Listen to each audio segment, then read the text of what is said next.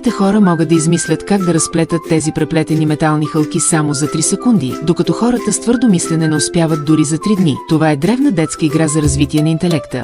100 души се опитват да я разглобят, като дърпат халките през процепа. Но това е голяма грешка, независимо дали опитвате отляво или отдясно. Халките ще се заклещат. Умното дете ще завърти халките през процепа и след това ще сгъне двата края. Така металните хълки могат лесно да се отделят, когато се сблъскате с трудност. Мисленето в обратна посока често превръща невъзможното във възможно. Много хора се отказват, защото смятат, че халките не могат да бъдат свалени. Децата, които често играят с подобни пазели, стават по-умни. Те се научават да мислят нестандартно и да използват умни и креативни решения. Да гледаш на проблемите от различен ъгъл е ключът към успеха. Изследвания показват, че възрастта между 3 и 14 години е златният период за развитие на мозъка и интелекта. Започнете още сега да развивате уменията на детето си за решаване на проблеми.